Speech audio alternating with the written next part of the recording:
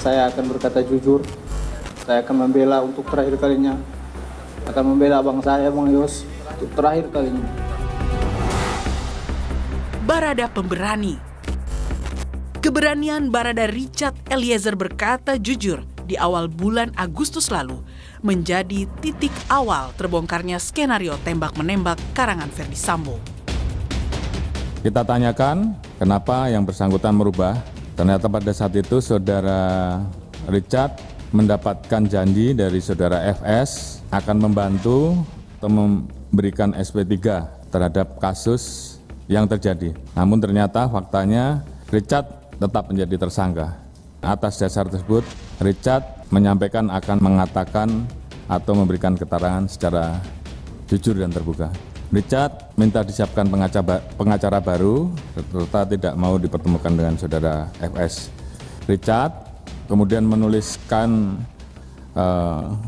keterangannya, menjelaskan secara urut mulai dari Magelang sampai dengan TKP Duren 3 dan mengakui bahwa dirinya menembak saudara Joshua atas perintah dari saudara FS. Sejak kejujurannya berdampak besar pada pengungkapan kasus pembunuhan sahabatnya Brigadir Yosua Huta Barat, sosok Barada berusia 24 tahun ini semakin disorot. Richard semangat! Richard semangat ya! Richard yang masih berpangkat Bayangkara II atau golongan Tamtama ini lulus dari pendidikan Brimob tahun 2020. Sebagai lulusan yang masih baru, Richard pernah ditugaskan di Manokwari, Papua Barat. Lalu pada penghujung tahun 2020, Richard kembali ditugaskan sebagai anggota Satgas Tinombala di Poso, Sulawesi Tengah. Richard lalu bergabung dengan Divisi Propam Polri pada akhir November 2021. Dari situlah ia ditugaskan menjadi ajudan Ferdy Sambo yang saat itu menjabat sebagai Kepala Divisi Propam Polri. Tak disangka, tugas Richard sebagai ajudan Sambo ternyata membawanya pada kasus pembunuhan Brigadir Yosua. Konsistensi Richard Eliezer berkata jujur kembali ia buktikan dalam persidangan Rabu 30 November. Richard begitu lancar dan sangat detail menceritakan ihwal penunjukan dirinya oleh Ferdy Sambo untuk menghabisi nyawa Yosua. Joshua sudah melecehkan ibu di Magelang. Dia lihat ke saya baru dia bilang, memang harus dikasih mati anak itu. Nanti kau yang tembak Yosua ya. Karena kalau kamu yang tembak Yosua, saya yang akan jaga kamu. Tapi kalau saya yang tembak, tidak ada yang jaga kita. Dia bilang begitu. Jadi skenario nya di 46, Cad. Jadi nanti skenario nya, ibu dilecehkan sama Joshua. Baru ibu teriak, kamu dengar bagaimana, kamu... Ibu bersama gimana? Coba ceritakan. Ibu dilecehkan Joshua. Ya. Baru ibu teriak, kamu dengar, kamu respon. Joshua ketahuan, Joshua tembak kamu, kamu tembak balik ke Joshua, Joshua yang mati. Dia jelaskan begitu yang mulia. Baru setelah dia menjelaskan itu, saya kaget yang mulia. Saya ini saya mau disuruh untuk bunuh orang ini ya. Saya kaget, saya takut yang mulia. Itu sudah kacau pikiran saya yang mulia. Sudah kacau, tertekan saya yang mulia. Baru dia bilang, sudah kamu tenang aja. Kamu aman karena posisinya kamu itu bela ibu pertama. Yang kedua, kamu bela diri. Kamu membela diri kamu karena kamu ditembak duluan. Jadi kamu aman, Cad. Demi menebus rasa bersalah akan kematian sahabatnya Yosua, Richard Eliezer pun berjanji di hadapan keluarga inti almarhum Yosua.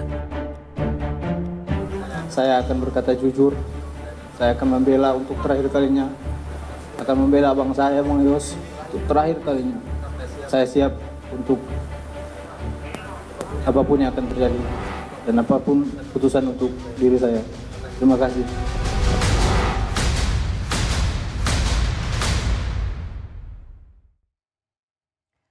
Sudah bersama saya kedua orang tua dari Barada Richard Eliezer. Ia adalah Bapak Sunandak Yunus Lumiu dan Ibu Rineke Alma Pudiang. Terima kasih Pak Yunus, Ibu Ina, terbang dari Manado datang ke Kompas TV untuk ada di program Rosi. Terima kasih. Iya, Mbak. Terima kasih, Mbak. Bagaimana kabar Pak Yunus? Sehat. Sehat. Ibu Ina? Puji Tuhan sehat. Sehat. Saya sudah lama menanti untuk wawancara Bapak dan Ibu. Baru bisa sekarang. Saya sangat menghargai meluangkan waktu untuk terbang dari Manado ke Kompas TV. Kalau boleh saya tanya Pak Yunus, apa kegiatannya sehari-hari Pak? Kegiatan saya sebagai pekerja, seorang pekerja keras yang sebagai sopir. Oh, Bapak bekerja sebagai seorang supir. Ya. Di satu perusahaan gitu atau apa? Di satu perusahaan juga. Ya. Jadi Bapak kerja di satu perusahaan dan profesinya adalah Sebagai seorang supir. Kalau Ibu Ina? Kalau saya ibu rumah tangga, tapi juga memberi diri dalam pekerjaan, membantu masyarakat sebagai pekerja sosial masyarakat. Di Manado tuh ya? Pemerintah, iya. Berapa bersaudara Richard? Dua. Iya. Icat bungsu. Ada kakaknya satu Iya, lagi. ada kakaknya. Jadi 2 laki-laki. Iya. Pak Yunus atau Ibu, sebelum kasus ini terjadi, saya ingin flashback dulu. Kapan terakhir bertemu Icat? Dia pulang cuti tahun lalu. Oh, tapi kita pernah dia bawa dia fasilitasi jalan-jalan ke Jakarta. Ke Jakarta Tahun berapa dan itu? Bali. Bulan April tahun ini. Oh, bulan April tahun ini. Jadi sebenarnya beberapa bulan sebelum kasus ini terjadi. Iya. Ya. Pak Yunus dan Bu Ina, pada waktu kasus ini terjadi itu kan yang disebutkan adalah Baradae. Iya. Apakah Pak Yunus tahu Baradae itu adalah putranya Bapak? Yang saya tahu pribadi, kita hanya lihat dari televisi saja. Nah, televisi baru kita tahunya tanggal berapa ya? 8 peristiwa, tanggal 8, 9, 10, tanggal 11 apa tanggal 12? Hari Selasa waktu itu. Peristiwa hari Jumat tanggal 12. Kita tahunya dari berita di televisi, terus saya WA ke Richard, tapi dia bilang, Mama cuma ada masalah sedikit, tolong doakan, cuma itu, enggak usah khawatir. Ada masalah sedikit, cuma masalah sedikit dia bilang. Tapi kita nggak tahu, nanti tahu jelas setelah fotonya keluar. Fotonya keluar di media, baru situ ternyata memang bukan masalah kecil, tapi masalah yang sangat besar. Waktu pemberitaan masih menyebut Baradae, apakah Bu Ina tahu? Sudah mulai merasakan, karena kan waktu itu ada tunangannya di Jakarta kan, kerja juga. Jadi saya tanya tunangannya, ada masalah apa sebenarnya sesudah tanggal 12 itu. Jadi tunangannya cerita. Bukan maksud saya Bu Ina, karena ternyata panggilannya Icat ya, bukan Icat. Eliezer. Sehingga kan nyebutnya Baradae. Waktu di pemberitaan bilang Baradae itu langsung terasosiasi ini Icat atau ini orang lain? Sudah kepikiran ke situ, ke Baradae itu Richard. Karena dari nama depannya? Iya, dari nama tengahnya? Nama tengahnya. Meskipun sebenarnya namanya Richard Eliezer, dipanggilnya Icat. Icat. Lalu kemudian bulan September 2022 tahun ini banyak yang ingin mewawancarai Bapak dan Ibu. Tapi saya kalau lihat itu tampak di rumah Bapak Ibu itu sudah digembok. Apa memang Bapak dan Ibu pergi dari rumah dan untuk alasan apa? Kita dijemput dari Brimob tanggal 20 Juli. 20 Juli kita dijemput dan dibawa ke Makobrimob Kelapa II untuk keamanan. Karena kan takutnya waktu itu sudah mulai, fotonya kan sudah mulai keluar, mulai beredar. Jadi kita sudah mulai takut memang waktu itu, sangat takut karena masalah keamanan itu, Bu. Jadi kita bersyukur karena dijemput dari Brimob dan langsung dibawa hari itu juga tanggal 20 langsung dibawa ke Makobrimob Kelapa II karena memang Richard sudah ditahan di sana, sudah dibawa ke sana. Oke. Iya. Jadi memang Bapak dan Ibu diminta untuk meninggalkan rumah dengan alasan keamanan. Keamanan, iya. Meskipun itu adalah bagian dari harapan Bapak Ibu? Apakah memang ada ancaman keselamatan pada Pak Yunus, pada Ibu Ina?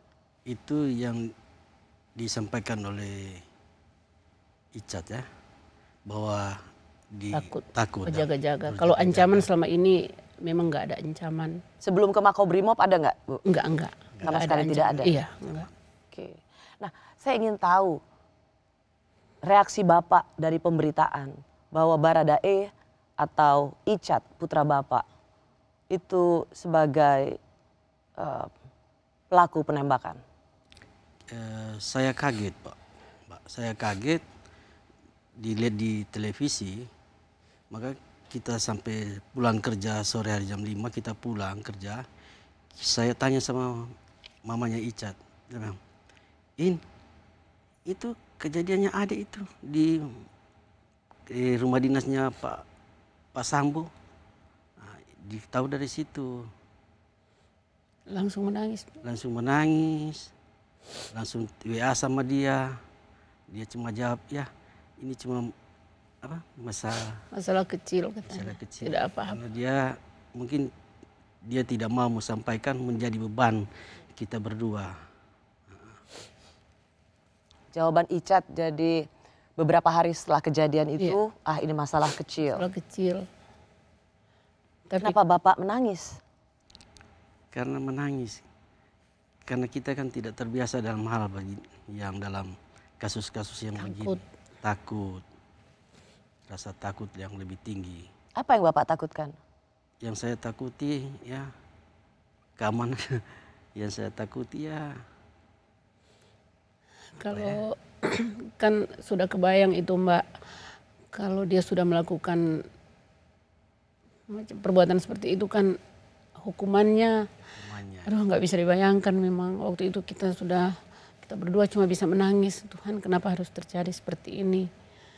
Jadi rasa takut, sudah segala macam rasa yang waktu itu kita rasanya nggak bisa bikin apa-apa lagi selain menangis. Itu soalnya kan waktu ditanya ke Icat juga dia selalu bilang nggak apa-apa Mak, nggak apa-apa, berdoa, tolong doakan, cuma itu Bu.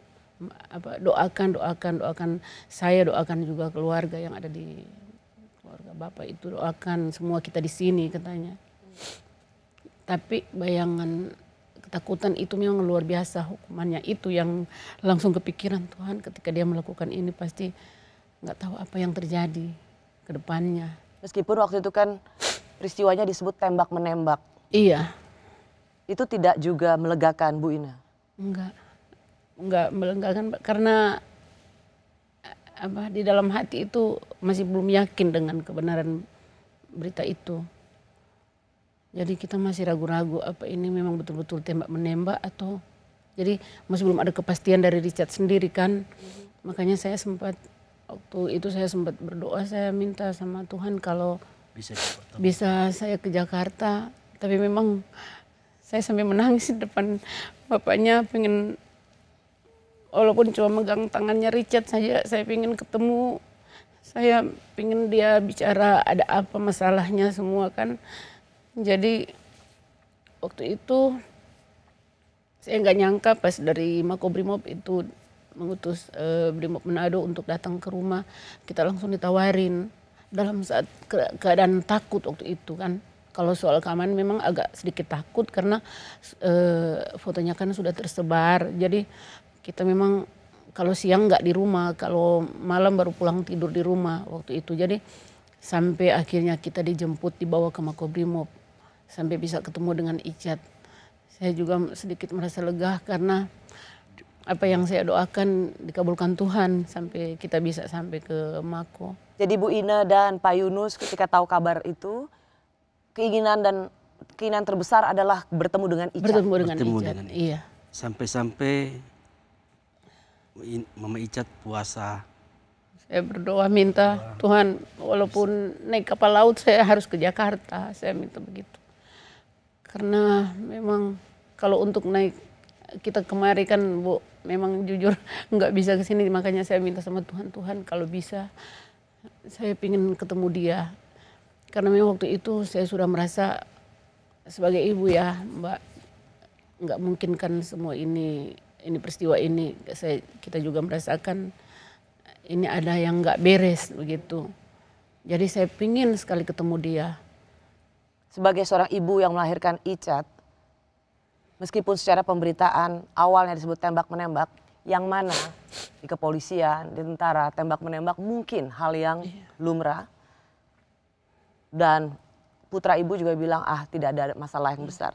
Tapi naluri ibu sebagai yang melahirkan Icat, melihat bahwa nggak benar. Ada yang nggak benar? Ada yang nggak benar, iya.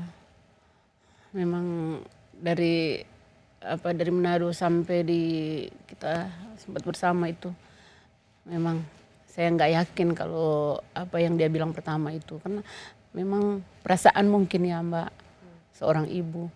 Saya selalu menegaskan sama dia kalau bisa jujur, katakan waktu kita sudah ketemu itu, katakan aja terus terang. Tapi begitulah, dia memang keras pada apa yang dia ucapkan pertama di depan saya sama bapaknya itu. Awalnya Richard Eliezer bersikukuh menembak Yosua sesuai skenario Ferdi Sambo. Meski sudah diperhadapkan dengan Kapolri, apa kata orang tua Richard?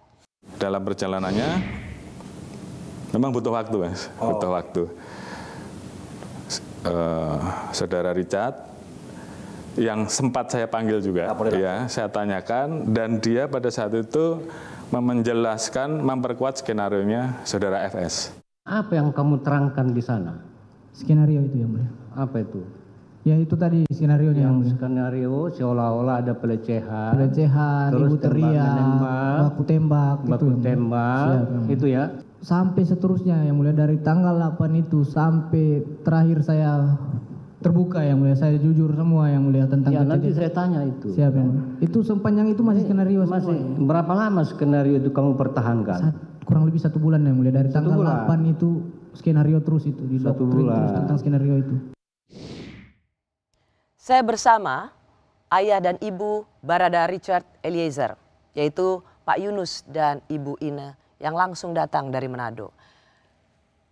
Ibu akhirnya doanya terkabul, bisa bertemu dengan Icat waktu itu di tahanan Makobrimob.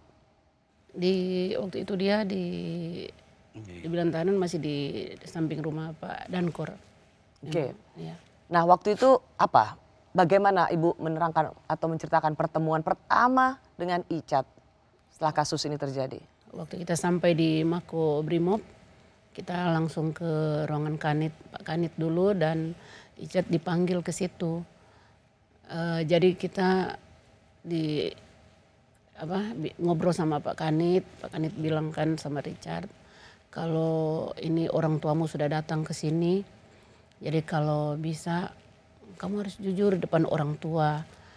Tapi malam itu sampai kita tidur. Sorry Bu Ine, jadi Bapak dan Ibu, Pak Yunus dan Ibu Ine ini akhirnya justru dipanggil ke Jakarta untuk bertemu dengan Icat. Iya. Oke. Nah, maksud pertemuan orang tua Pak Yunus dan Bu Ine bersama Icat itu untuk apa? Agar supaya dia bisa terbuka, dia bisa jujur. Jadi kita dibawa ke sini selain keamanan, untuk keamanan kita juga mungkin dengan kehadiran kita, saya sama bapaknya, dia bisa terbuka, dia bisa jujur. Saya mau mengkonfirmasi pada Pak Yunus dan Ibu Ine, saya juga mendengar bahwa Icat ini sampai didatangkan orang tuanya, yaitu Pak Yunus dan Ibu Ine. Pendeta, supaya dia bisa jujur, sampai itu betul ya? Iya betul. Kita pas datang tanggal 20 itu, malamnya pas besok paginya tanggal 21 kita dibawa ke gereja bersama Icat, dan ada beberapa brimob juga ke sana. Kita ibadah dan sudah menghadap sama Pak Gembala untuk dia bisa jujur, bisa terbuka, tapi memang begitu pada akhirnya memang dia belum bisa jujur, jujur. Jadi Pak Yunus, Ibu Ine, pendeta sudah bertemu dengan Icat supaya ia tergerak hatinya mengatakan yang sebenarnya. Dengan Pak Yunus juga Icat tetap bersikukuh. Tembak menembak. Tetap skenarionya tembak menembak. Sebagai ayah, apa insting Pak Yunus ketika Icat tetap bilang tembak menembak. Apakah Bapak percaya anaknya berbicara jujur pada waktu itu? Karena saya selaku orang tuanya, otomatis saya percaya kepada Icat karena perkataannya itu. Karena sudah dibesarkan hingga sudah jadi besar, jadi kita tetap percaya. Memang perkataannya Icat begitu. Kalau insting seorang ibu yang melahirkan Icat? Kalau saya memang nggak percaya. Karena waktu kita ibadah bersama pagi, malam, setiap ibadah, selesai ibadah saya kan hanya berdoa minta sama Tuhan kalau bisa buka sejelas-jelasnya semua masalah ini kan. Waktu itu karena memang saya masih meragukan apa yang Icat katakan. Walaupun memang dia bilang mama dan papa juga sama seperti mereka ini luar sana tidak percaya sama saya. Tapi memang jujur dalam hati memang saya tidak percaya. Kenapa Bu? Kenapa Ibu Icat sudah bilang tembak menembak, Ibu harus percaya, panggilnya Mama ya? Mama. Mama harus percaya pada saya. Apa yang membuat Mama nggak percaya pada anaknya sendiri karena, ketika sedang menjalankan skenario Sambo? Karena memang dia sangat meyakinkan, oh saya tidak percaya. Karena memang walaupun dia bicara memang untuk meyakinkan saya sama bapaknya bahwa kita harus percaya, tapi dalam hati setiap kali melihat cara-cara dia dari matanya memang tatapannya kosong, Mbak. Kayak nggak ada yang kayak apa? Ada beban yang memang sangat berat yang dia simpan. Dan apalagi waktu itu kalau ketika selesai ibadah, memang dia kayak melihat kita itu curiga begitu. Iya.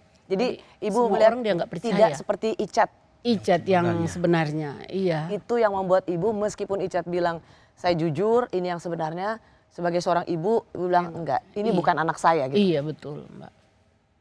Jadi itu yang setiap kali saya harus minta kalau bisa memang Tuhan buka semuanya. Tapi memang kita berdua juga didoktrin untuk percaya sama dia. Siapa yang doktrin? Icat juga harus dia sudah meyakinkan saya sama bapaknya harus percaya sama dia. Bahkan saya dengar termasuk bobo sama-sama gitu ya. Iya, kita mengembalikan memori orang tua dan anak. Sudah tidur sama-sama kita ada beberapa malam, ada kurang lebih. Apa yang dibincangkan, Bu, Pak? Berbincang masalah. Kalau untuk masalah ini dia jarang bicara sama kita berdua. Mungkin karena dia nggak mau kita khawatir, bukan kita khawatir karena dia tahu juga. Beban. Iya, jadi kalau bicara masalah jarang dia bicara masalah, cuman kita bicara masalah keluarga. Jadi saya juga heran, Mbak.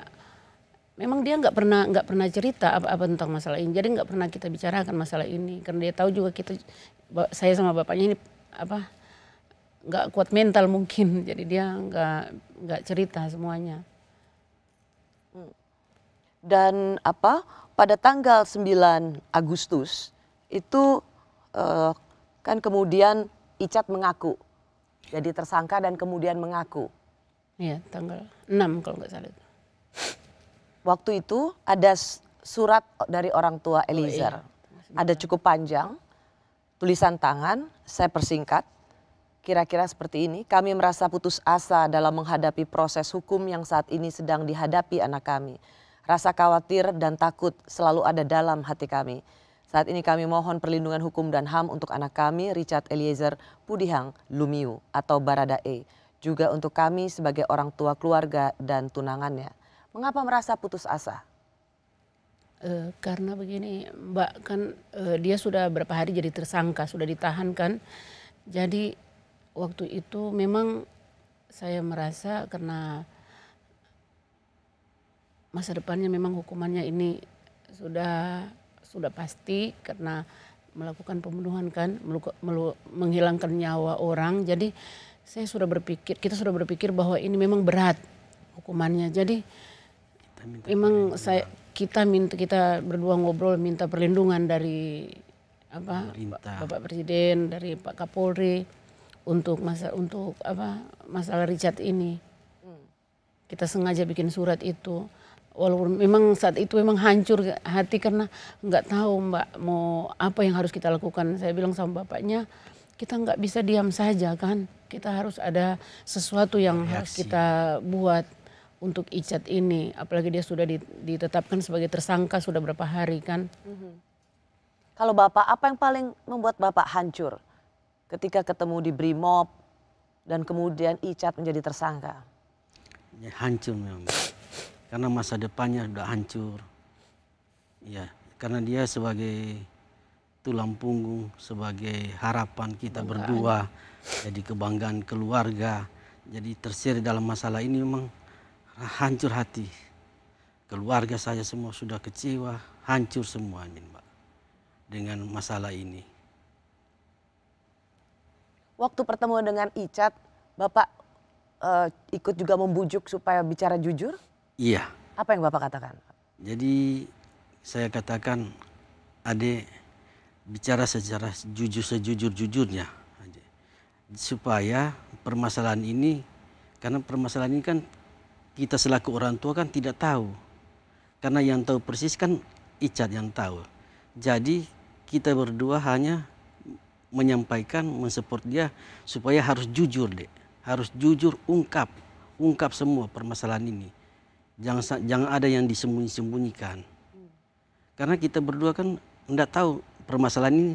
Karena yang lebih jelas kan lebih tahu kan dia. Jadi kita hanya menyupport dia, mesti jujur, terbuka, supaya permasalahan ini bisa dilihat udah dia punya perkembangan sampai di mana. Apa kata Icat waktu itu, Pak? Tetap dia bersikukuh waktu itu.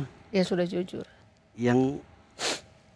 Iya, dia katakan dia sudah jujur dengan yang pertama itu. Masalah pertama dia bilang, Mama dan Papa harus percaya. Masa Mama dan Papa orang yang paling dekat dengan saya terus tidak percaya sama saya seperti mereka yang di luar sana.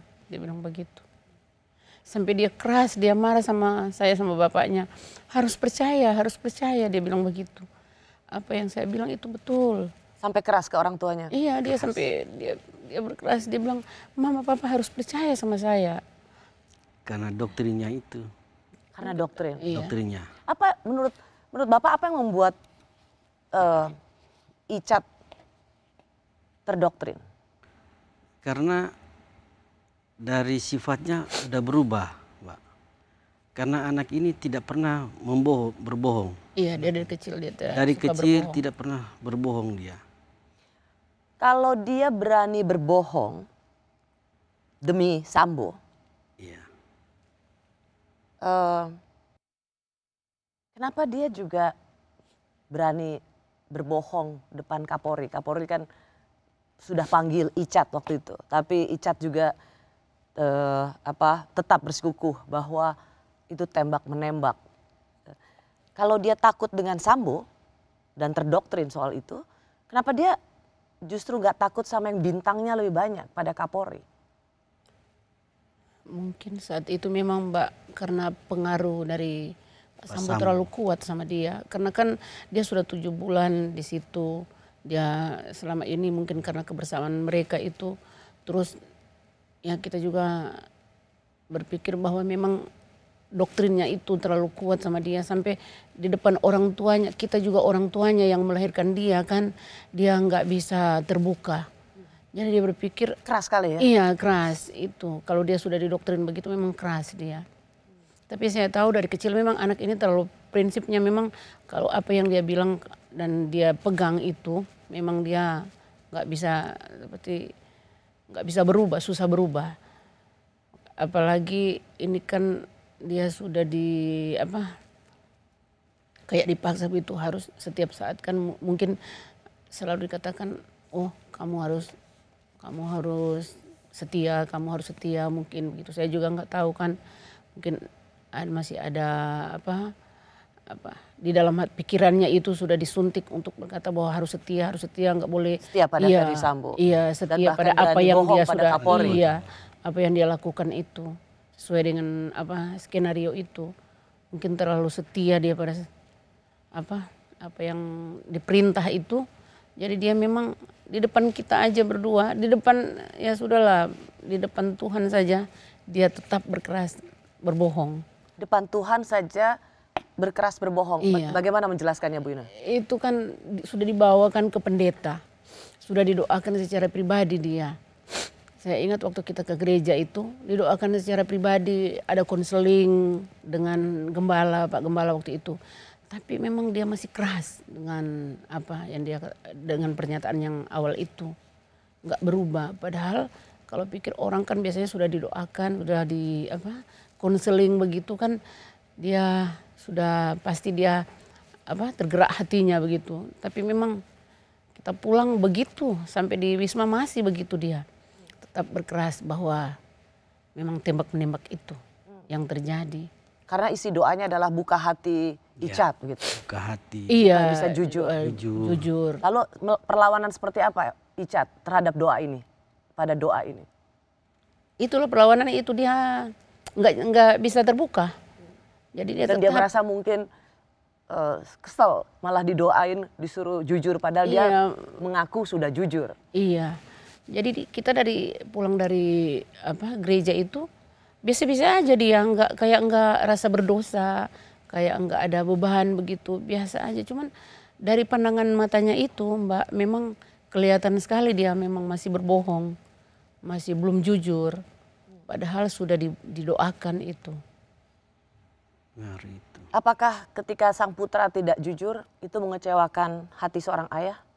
Mengecewakan. Sangat. Mengecewakan bukan sebagai seorang ayah juga, mengecewakan semua ini. Kecewa betul karena tidak jujur. Iya. Bukankah ketika Icat mempertahankan skenario itu juga bisa dianggap bisa menyelamatkan? Mengapa orang tua tidak mengambil misalnya ya sudah biar saja yang penting anak saya selamat. Kenapa tidak itu yang kalau buat dipegang? Kalau saya Bu pribadi sebagai ibu, saya akan mendidik dia dari kecil, mendidik anak-anak saya dari kecil itu yang utama itu harus jujur, harus berani mengatakan sesuai dengan fakta kan.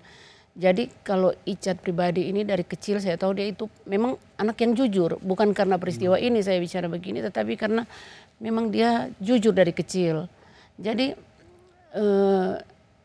kalau bilang karena peristiwa skenario pertama kita bangga karena mungkin itu juga bisa menyelamatkan dia, saya nggak pernah berpikiran seperti itu sebagai Justru ibu. seorang ibu yang melahirkan tidak bangga. Enggak bangga karena saya pikir ketika lebih baik dia jujur itu justru dia yang lebih menyelamatkan karena apa yang Tuhan inginkan itu kan hanya kejujuran.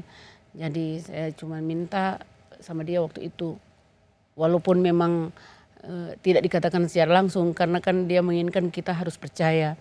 Jadi saya hanya lewat doa, saya berdoa semoga satu saat dia pasti akan jujur. Apa doa ibu? Saya hanya minta sama Tuhan, Tuhan kalau bisa buka semua masalah ini lebih jelas lagi biar kelihatan siapa yang salah, siapa yang benar. Cuma itu Bu. Dan saya minta diberikan kekuatan untuk Icat bisa bicara dengan benar. Apapun resikonya. Apapun resikonya. Itulah sebabnya saya selalu bilang ke bapaknya karena kita juga memang Bu dikatakan down memang down sekali karena memang dengan masalah ini. Lihat seragamnya dia, kita nangis. Memang aduh. Jadi saya selalu bilang kalau memang Tuhan berkenan semuanya bisa terbuka, semuanya bisa selesai, bisa bukan selesai, semuanya bisa jelas. Apapun kita nggak pernah menuntut apapun, yang hanya meminta kepada Tuhan yang terbaik buat Icat. Ada satu syarat yang diajukan Richard Eliezer hingga ia akhirnya berani membongkar seluruh skenario Ferdy Sambo. Namun faktanya kan pada saat itu si Richard kita tetapkan sebagai tersangka. Oke. Sehingga kemudian dia sampaikan ke saya, Pak, saya tidak mau dipecat. Saya akan bicara jujur, kan begitu. Jadi ini memang melalui proses yang cukup panjang. Karena saat itu FS menyampaikan bahwa saya ingin bunuh Richard. Saya ingin bunuh Joshua. Oke. Ya. Si Richard, saya siap. Kalau kamu siap, kamu saya lindungi. Kira-kira begitulah. Ya. Sehingga kemudian dengan keyakinannya dia itulah, dia tetap mempertahankan. Berubah pada saat kemudian Richard kemudian ditetapkan tersangka. Nah itu yang kemudian membuka tabir, yang lain kemudian mulai merubah keterangannya dan akhirnya kasus ini bisa terungkap. Saya bersama orang tua Richard Eliezer. Pak Yunus dan Ibu Ina yang langsung datang dari Manado. Ketika Icat berubah kesaksian dari tembak-menembak dan ia yang menembak Yosua, apakah orang tua tahu pertama kali atau mendengar dari polisi, Pak Yunus? Yang kami tahu, yang saya tahu pribadi, dia menelpon mamanya bahwa pada malam itu harus kita ke Bareskrim, ke Mabes sana, dan Oh, Icat minta ketemu? Iya, minta ketemu sama ke Mabes pada malam itu. Dan pada malam itu udah disampaikan sama Pak Muji ya. Apa yang disampaikan ke Ibu?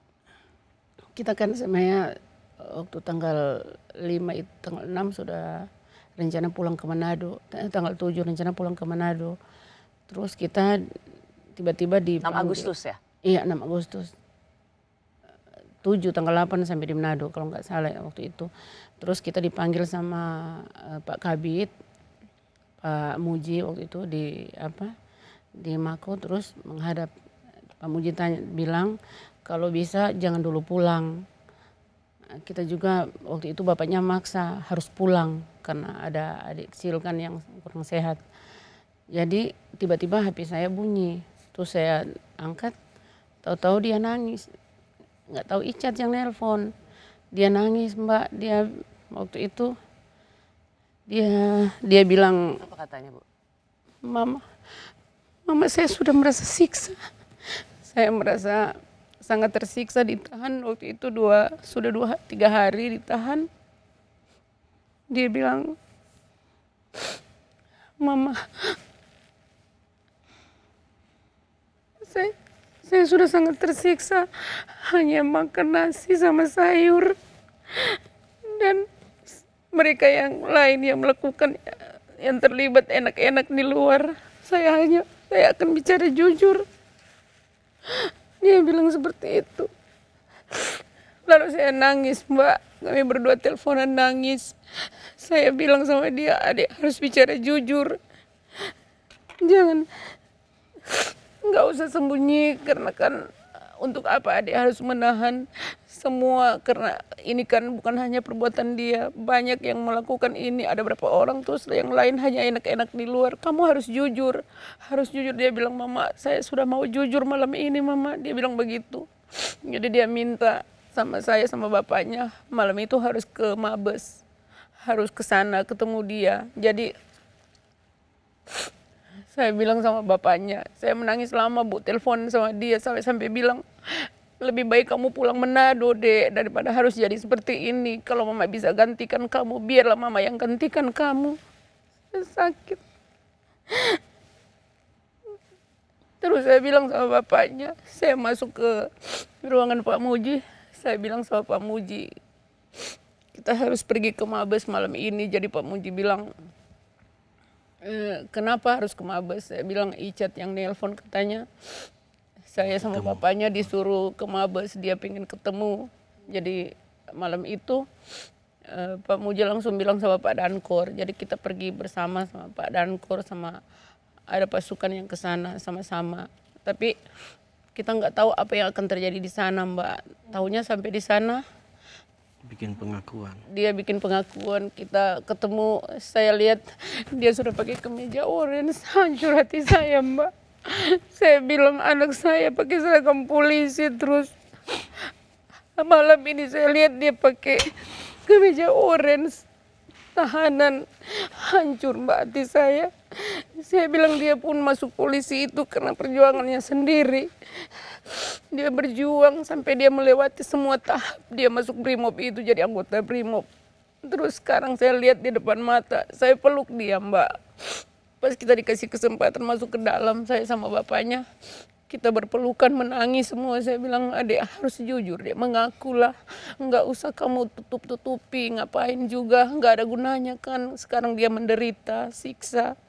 Jadi malam itu dia bilang, saya mau jujur Mak, apapun mau terjadi, apapun hukumannya, saya harus jujur, saya akan buka semuanya. Itulah Mbak, akhirnya dia buka, dia jujur semua malam itu. Kita semalam di sana, pulangnya pagi. Seharusnya sudah pulang ke Manado ya? Iya, seharusnya kita sudah jadi. mau, nggak jadi. Sebenarnya kita sudah mau pulang Manado waktu itu. Dan Icat ingin ketemu dengan orang tuanya? Iya, dia tahu kan kita sudah mau pulang, makanya dia bilang, mungkin ya kita nggak tahu juga bagaimana ceritanya sampai dia mungkin merasa tersiksa Mbak, berapa hari itu ditahan. Dia kan nggak nyangka juga sampai dia bisa jadi tersangka. Mungkin kalau ikut, mungkin dia berpikir nggak akan jadi tersangka karena mengikuti skenario peraturan beliau kan pertama, tapi ketika dia jadi tersangka baru dia bilang dia rasa siksa sekali Mama. Saya bilang kita makan enak di luar, dia makan nasi, katanya makan nasi dengan sayur, dia bilang begitu. Saya hancur hati saya saat saya sama bapaknya lihat dia pakai kemeja orange yang pertama itu pertama ketemu. Karena dalam ingatan Bapak Ibu, ia berseragam, seragam Brimob. Bapaknya sampai nangis kalau lihat seragamnya, bapaknya nangis. Saya bilang kamu nggak boleh nangis, harus berdoa. Dan yang paling mengguncangkan adalah dari seragam Brimob ke seragam Orange itu. Warna orange. Itu mengguncangkan hati Pak Yunus. Iya. Mengguncangkan hati saya, Pak. Dia kebanggaan keluarga, jadi Pak. Kebanggaan. Tapi sampai sekarang dia tetap kebanggaan, malah lebih lagi keluarga bangga sama dia karena dia berani berkata jujur, Mbak. Saya bilang sama dia waktu itu, dia bilang, Mama, saya sudah bikin malu keluarga. Saya sudah bikin hancur hati Mama dan Papa. Saya sudah bikin malu keluarga. Saya cuma bilang Mbak, waktu malam itu adik tidak bikin malu keluarga. Sampai kapanpun adik tetap kebanggaan Mama dan Papa. Walaupun sudah terlibat dalam masalah ini, dia tetap kebanggaan kami Mbak. Karena kami tahu dia bersusah payah jadi seorang anggota Brimob. Itulah saya bilang, sampai kapanpun adik tetap kebanggaan Mama dan Papa. Dan keluarga yang ada di Manado semuanya tetap bangga. Ketika Bapak dan Ibu menemui Icat, setelah akhirnya Icat mengaku, Bapak dan Ibu berpelukan, bertangis-tangisan. Apa sebenarnya yang dirasakan? Tangis, tadi Bapak memang sudah bilang itulah yang mengguncangkan adalah melihat dari seragam Brimob menjadi seragam oranye. Tapi Ibu sendiri mengatakan dia tetap bangga. Apakah memang justru ada kelegaan yang luar biasa ketika Icat berkata jujur? Iya Bu. Iya Mbak, ada kelegaan, kami lega. Walaupun kami saat itu berpelukan menangis semua kami bertiga, tapi saya lega sekali. Waktu itu kita selesai kita bertemu bertiga itu, dia bikin pernyataan, terus kita diberikan kesempatan duduk bersama. Jadi kita ngobrol, saya bilang, Mama bangga Dek, akhirnya Adek bisa jujur. Cuma itu jalan satu-satunya bisa menyelamatkan. Kalau jujur supaya tetap masih memakai seragam Brimob. Kalau jujur di hadapan manusia, jujur di hadapan Tuhan. Saya bilang begitu. Kalaupun dia tidak mau jujur kan dia akan seumur hidupnya dikejar-kejar dosa kan Mbak. Jadi saya merasa sangat bangga, lebih bangga lagi ketika dia memang sudah jujur. Sebagai orang tua justru lega dan bangga anaknya bisa jujur. Iya Mbak. Meskipun ada kesedihan juga. Ada. Karena ada resiko hukum. Ada kekhawatiran. Ada rasa. Iya kita khawatir tapi. Sebagai ibu yang melahirkan, Bu Ino mengatakan Mama malah bangga padamu. Karena Icat sempat mengatakan saya mempermalukan keluarga, saya sudah bikin malu keluarga, aib keluarga. Bu Ino bilang tidak Icat, kau justru membanggakan keluarga karena kejujuranmu. Iya, Mbak. Kalau Pak Yunus apa yang dikatakan ke Icat? Saya hanya katakan kamu harus seperti yang dikatakan oleh mamanya itu. Kamu harus jujur supaya kamu tetap menjadi sebagai seorang anggota Brimob atau sebagai anggota kepolisian. Di hadapan penyidik tim sus, Icat menulis pengakuan dia yang menembak Yosua karena diperintahkan atasannya Sambo. Jadi saya mendengar penjelasan yang diberikan oleh tim sus bahwa tidak perlu ditanyakan. Saya akan tulis tangan sendiri. Iya. Yang Tulisan tangannya itu kira-kira seperti ini tulisannya. Kalau kita yang tembak tapi atas dasar perintah. Pak Yunus dan Ibu Ina, ini saya mau konfirmasi, ini memang tulisan tangan Icat ya? Iya betul, betul tulisan tangannya itu Mbak. Tulisan anak ibu? Iya, saya tahu tulisan tangannya. Itu tulisan tangannya? Iya. Ini adalah sebuah kalimat dari banyak kalimat atau kesaksian Icat yang paling ditunggu-tunggu.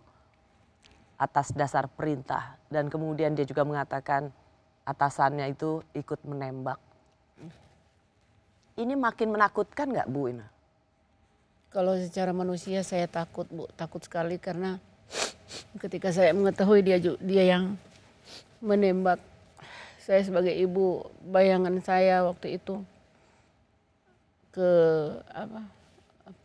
hukumannya yang sekarang kan yang sedang viral itu 340.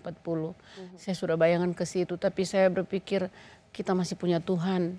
Jadi saya setiap waktu saya berdoa, Tuhan, kalaupun memang dia benar-benar bersalah, seutuhnya dia bersalah, saya siap menanggung apapun akibatnya. Jadi saya selalu berikan kekuatan sama Icat, kamu gak perlu takut. Kita ada Tuhan kan, kalaupun memang kamu sudah bersalah tapi kamu minta ampun sama Tuhan, berserah sama Tuhan, pasti Tuhan akan berikan jalan yang terbaik buat kamu. Saya selalu bilang begitu.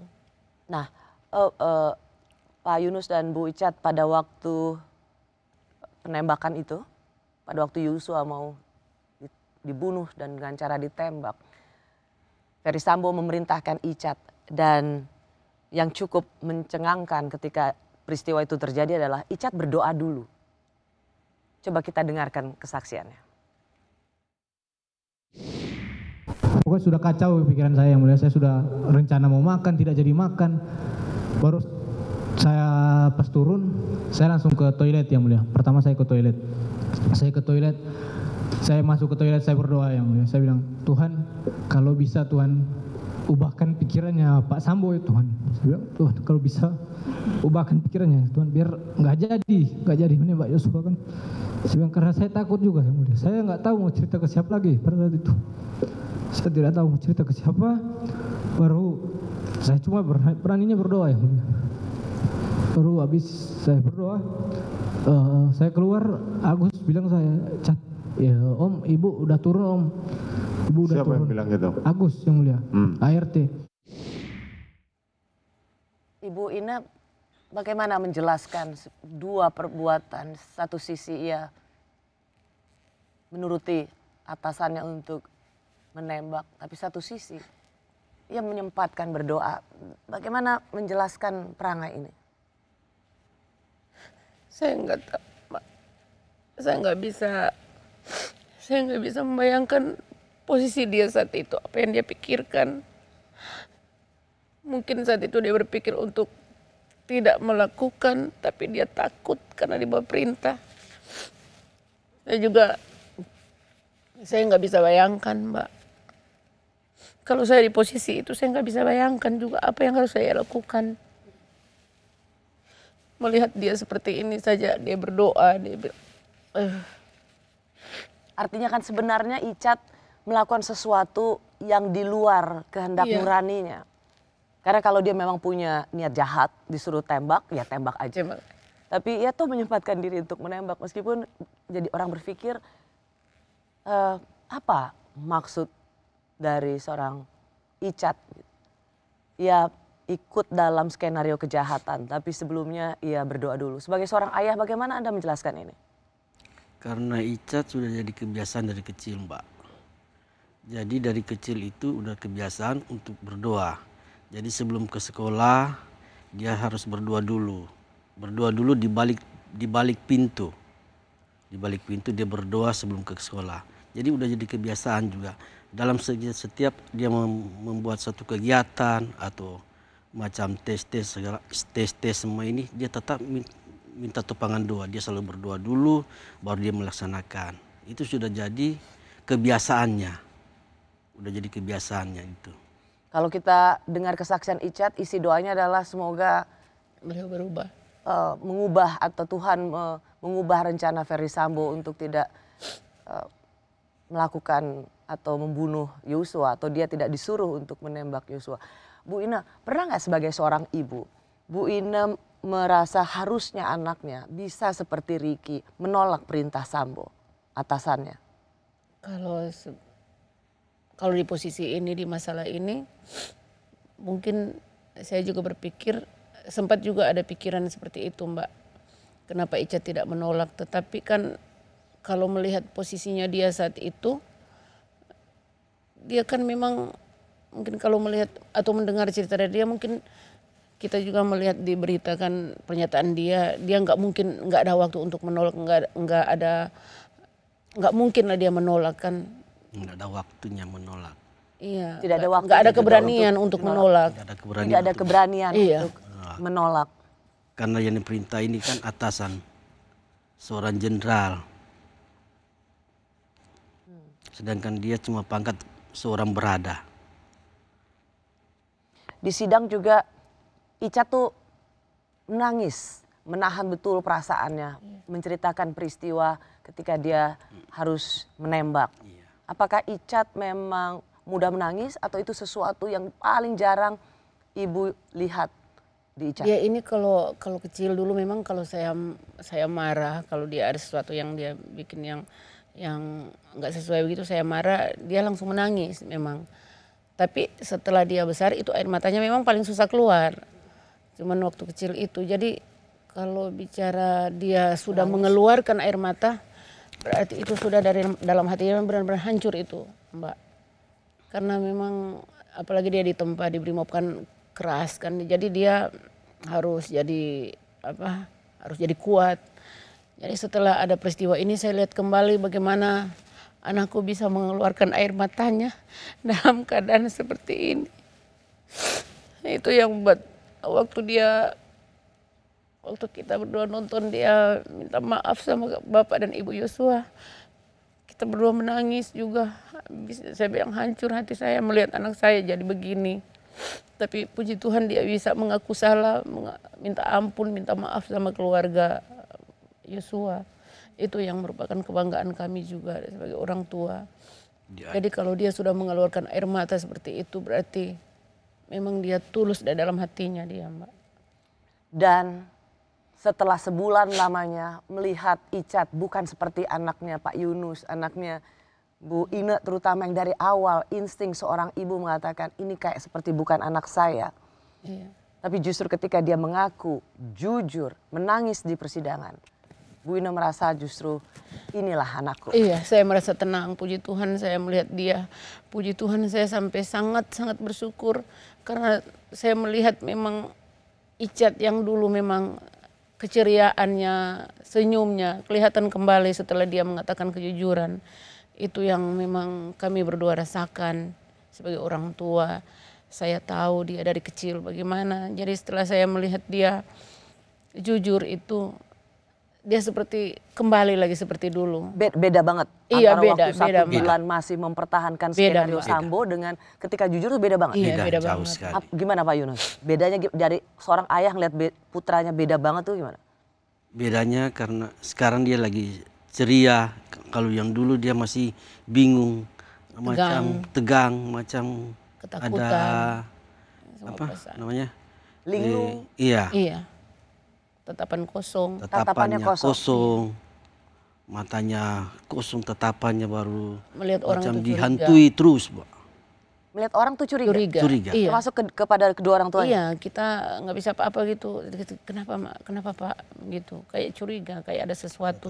Sampai sekarang nggak percaya. Tapi sekarang udah balik lagi. Ya puji Tuhan, saya senang lihat dia sekarang. Justru pada saat dia harus melewati persidangan di mana dia ditunggu kesaksiannya. Iya. Justru ibu melihat justru berubah 180 derajat. Iya, waktu awal persidangan memang ada keraguan, ada sedikit kekhawatiran, Mbak, karena bagaimana nanti dia masuk dalam persidangan kan. Tapi setelah ya saya bersyukur juga dia dipertemukan dengan Pak Roni yang selalu setia, mendampingi, memberikan kekuatan, memberikan doa, memberikan pembelaan yang sungguh sangat luar biasa. Sehingga Icat merasa seperti bersama orang tuanya sendiri. Jadi saya bersyukur puji Tuhan memang dia dikelilingi orang-orang baik. Icat ini termasuk yang paling sering ganti-ganti pengacara. Catatannya mungkin 3 kali sebelum bersama Pak Roni ini. Apa orang tua juga ikut andil dalam hal ini? Kalau yang pertama dari beliau kan, jadi kita terima saja. Oh, dari Ferdi Sambo? Dari Ferdi Sambo kita terima, terus karena perubahan keterangan jadi ganti, mengundurkan diri. Terus yang kedua dari kita juga nggak sempat bertemu dengan Bapak Deolipa, cuma berapa hari mungkin dengan Icat, dan pada akhirnya mungkin Icat sendiri yang nggak nyaman atau bagaimana kita juga nggak tahu kan Mbak. Dan akhirnya kita kepikiran sama Pak Roni, kebetulan kita kenal waktu ada keluarga ya, Pak Roni yang dekat sekolahnya Icat SMA, dan kita sudah kenal di Manado. Jadi kita bicara sama bapaknya kalau karena kita ini kan kita juga jadi harus, dari orang tua nih ya? Iya. Dari ibu dan Pak Yunus ya? Iya. Supaya pengacara Icat itu Bung Roni saja? Iya. Supaya jadi kita ketemu sama-sama dari Manado kan? Kita ketemu. Supaya ngomong. Kalau ngobrol itu kan nyaman kalau sama-sama dari Manado. Gitu. Dan bisa lepas lah ya? Iya. Bisa lepas lah. Apakah menurut Bapak dan Ibu, Icat dipakai Tuhan dalam perjalanan kasus ini? Amin. Saya percaya Icat dipakai Tuhan memang. Kita sebagai orang percaya, kalau buat saya pribadi, saya yakin ini semua pekerjaan Tuhan. Dipakai untuk? Dipakai untuk membuka, dibilang apa ya? Membuka tabir gelap mungkin. Kita juga nggak tahu kan masalah. Tapi saya hanya percaya memang ini Tuhan yang pakai Icat untuk masalah ini. Kalaupun mungkin dia sudah nggak ada seperti temannya, mungkin semua ini nggak akan terbuka. Tapi puji Tuhan, dia sampai saat ini bisa membuka semua masalah ini. Saya bersyukur kepada Tuhan. Kejujuran Richard Eliezer menjadi satu-satunya harapan banyak pihak yang mengungkap kebenaran dalam pembunuhan Yosua. Bagaimana keluarga menyikapi beratnya tantangan yang dihadapi Icat? Coba lihat saya nak, kamu harus berkata jujur. Mohon berkata jujur lah anakku. Berkata jujur, jangan ada dibohong-bohong, jangan ada tutup-tutupin. Kau sebenarnya membunuh anak kami. Peluru itu tembus ke dada anak kami, itu sudah mematikan. Eliezer, mohon. Makanya saya bilang tadi, kejujuranmu itu adalah untuk menolong kamu. Saya akan berkata jujur. Saya akan membela untuk terakhir kalinya. Akan membela abang saya, Bang Yos, untuk terakhir kalinya. Karena untuk saya pribadi, saya tidak mempercayai bahwa Bang Yos setega itu melakukan pelecehan. Bersama orang tua Richard Eliezer, ia adalah Bapak Yunus dan Ibu Ina. Ketika Ibu melihat sidang ini, nonton Bu? Iya, nonton. Bagaimana? Saya sebagai perempuan, sebagai seorang ibu, pertama-tama saya bisa merasakan apa yang dirasakan oleh ibunya Yosua. Ibu Rosti. Ibu Rosti. Bagaimana kehilangan anak. Kita sebagai seorang ibu pasti hancur. Dan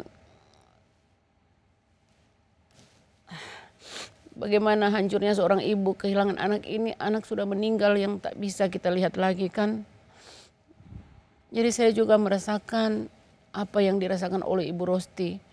Dan saya sebagai ibu juga melihat anak saya saat ini yang biasa dia bertugas dan sekarang harus menjadi seorang tahanan, menjadi seorang terdakwa. Hancur hati saya, Bu. Jadi mungkin hancur hati saya tak sehancur hati Ibu Rosti. Jadi saya mewakili Ibu Rosti juga, kita sebagai perempuan meminta kepada Ibu Putri sebagai seorang istri, sebagai seorang ibu, saya pribadi mohon kepada Ibu Putri, Ibu kan juga punya anak. Seandainya anak Ibu menjadi korban seperti anak saya dan juga anak Ibu Rosti, bagaimana perasaan seorang Ibu Putri? Ya. Mungkin Ibu menyinggung Ibu Putri karena memang ada 3 perempuan. Iya benar Mbak. Yang bisa disebut berada dalam lingkup masalah ini. Sentral masalah ini. Ada Ibu Rosti yang kehilangan anaknya, ditembak dan dibunuh. Ada Ibu Ina yang anaknya juga ikut menembak atas perintah atasan. Kini menjadi tersangka dan bisa terancam hukuman. Tapi juga ada Ibu Putri. Itu yang Anda ingin lihat dari seorang perempuan bernama Putri Chandrawati. Iya. Untuk juga jujur sebagai seorang ibu dan sebagai seorang istri dan sebagai seorang perempuan. Iya. Anda lebih melihat putrinya ya, bukan sambonya ya? Saya sebagai perempuan saya melihat Ibu Putri.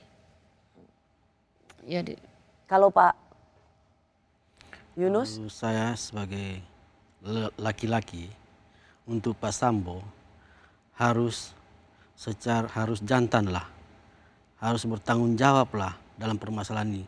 Jangan dikorbankan anak saya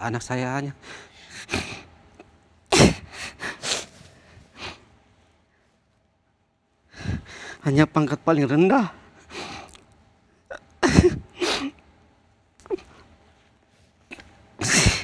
Pangkat paling rendah. Jadi saya selaku orang tua daripada Icat.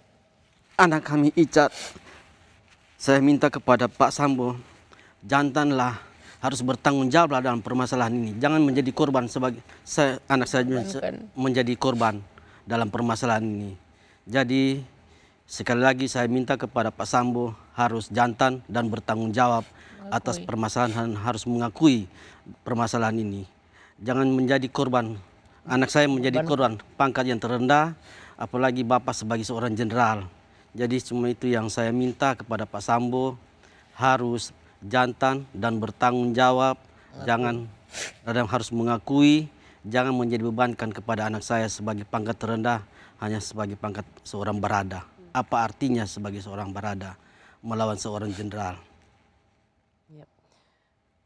Bu Ina, ada yang mau bisa Ibu sampaikan? Ibu tadi sudah dengan sangat clear pesan pada Ibu Putri sebagai sama perempuan. Pada Ferdi Sambo? Untuk Bapak Ferdi Sambo, kalau bisa kita kan semua orang percaya, kita punya hati semua. Untuk apa juga bertahan pada kebohongan. Kalau bisa jujurlah sejujur-jujurnya apa yang sudah Bapak perbuat, apa yang Bapak lakukan, mengorbankan anak kami. Anak kami terlalu baik untuk menjadi korban seperti ini. Jadi kalau bisa Bapak jujur dan bertanggung jawab serta mengakui agar semua masalah ini cepat selesai, clear dan bisa dilihat dengan baik. Kami juga siap menerima apapun asalkan memang anak saya tahu anak saya bersalah, tetapi jangan bebankan kesalahan itu hanya untuk anak saya. Jadi untuk Pak Sambo, kalau bisa punya hati lah kita sebagai orang tua. Bapak juga punya anak kan, seandainya anak Bapak juga dikorbankan seperti itu, menjadi korban seperti ini. Bagaimana hancurnya hati seorang ayah, anak laki-laki yang menjadi kebanggaan dalam keluarga. Kita keluarga bukan keluarga seperti Bapak yang semua ada, punya uang, punya segala-galanya. Kita ini Bu, yang ada sama kita hanya hati, nggak ada apa-apa. Jadi kami merasa Icat ini adalah kebanggaan yang mengangkat derajat keluarga.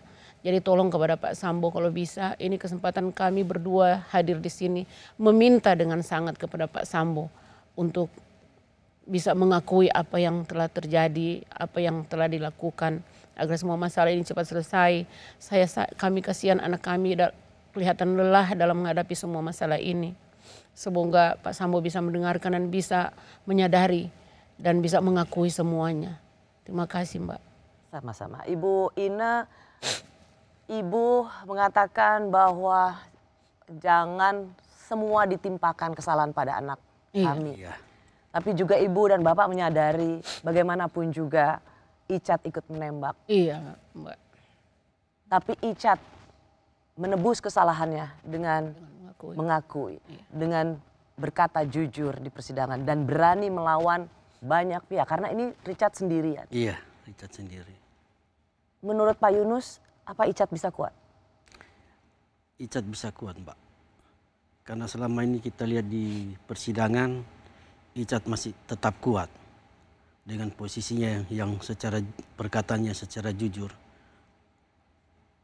Dan Bapak Ibu yakin dia akan terus jujur dan tidak akan mengubah apapun. Karena itulah kebenaran yang ia lihat, ia saksikan, dan yang ia lakukan. Iya.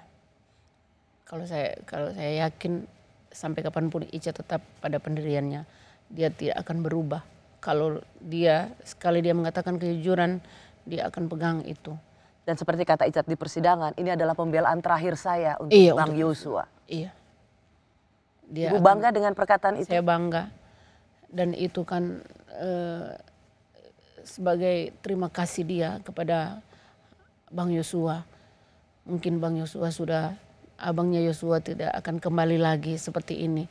Tetapi keluarganya, orang tuanya mungkin merasa lega ketika Icat bisa berkata dengan jujur. Itu merupakan satu pembelaan untuk almarhum Yosua. Untuk terakhir kali? Untuk terakhir kalinya. Apa Bapak dan Ibu juga meskipun Icat sudah berkata jujur, memberikan kesaksian yang sebenar-sebenarnya, tapi apakah juga menyiapkan diri bahwa bagaimanapun juga Icat ada dalam penembakan itu? Apakah Ibu sudah juga menyiapkan bahwa ada hal yang sepadan yang harus ia terima di hukum dunia ini? Iya. Sudah sampai segitu ya Bu? Kita sebagai orang tua tahu anak kita kan sudah berbuat kesalahan. Jadi saya menyerahkan semuanya kepada majelis hakim. Tapi kita juga berharap yang terbaik buat Icat. Kalau memang ada harapan-harapan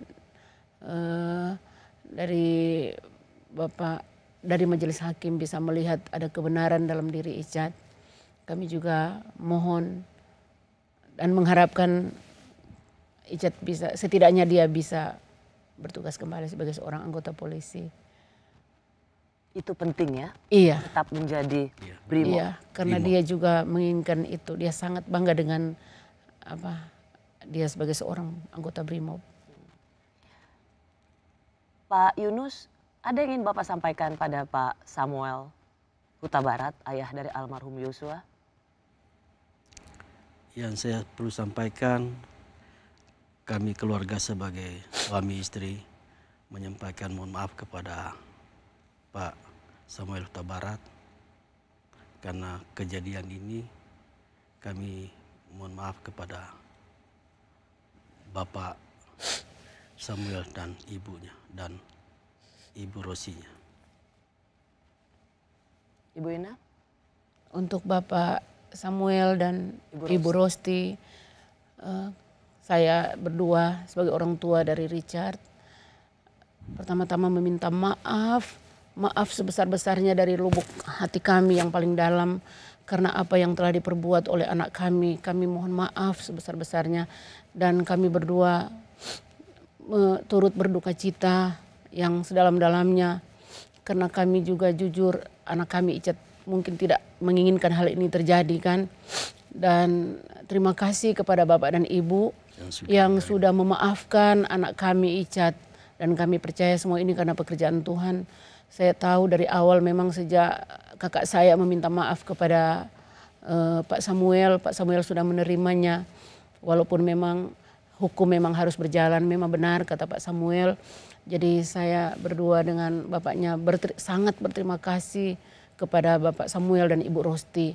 Semoga kedepannya hubungan kita menjadi lebih baik karena dengan peristiwa ini walaupun kita tidak inginkan peristiwa ini terjadi, tapi kita sudah saling mengetahui dan kita percaya bahwa kita semua orang yang percaya kepada Tuhan, Tuhan saja bisa mengampuni dan kita juga sebagai manusia juga harus saling mengampuni. Dan saya percaya ketika Ibu Rosti dan Pak Samuel melihat kami bicara saat ini, kami meminta maaf sekali lagi atas nama pribadi Icat dan kami berdua sebagai orang tua.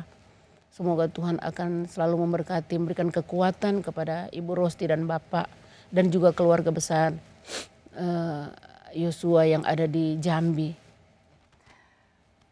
Pak Yunus dan Ibu Ine, terima kasih banyak sudah menceritakan apa yang Anda rasakan, apa yang Anda lalui bersama Icat. Saya biasanya tidak ingin mengambil kesimpulan, tapi kali ini izinkan saya sedikit memberikan catatan, yaitu bagaimana seorang ibu, ia lebih memilih anaknya untuk jujur, meskipun kejujuran itu berarti resiko anaknya bisa lebih berat, bisa mendapat hukuman, bisa dipecat dari Brimob sebagai institusi kebanggaan hidupnya. Tetapi buat seorang ibu yang melahirkan anaknya, didikan kejujuran, menegakkan keadilan, menyatakan siapa yang benar, siapa yang salah, itulah kebanggaan. Itulah kemenangan sejati. Didikan seorang ibu dan seorang ayah seperti Pak Yunus. Terima kasih sekali lagi Pak Yunus, Ibu Ine. Selamat jalan kembali ke Manado, sehat-sehat dan semoga yang terbaik untuk Icat. Amin. Amin. Terima kasih. Terima kasih.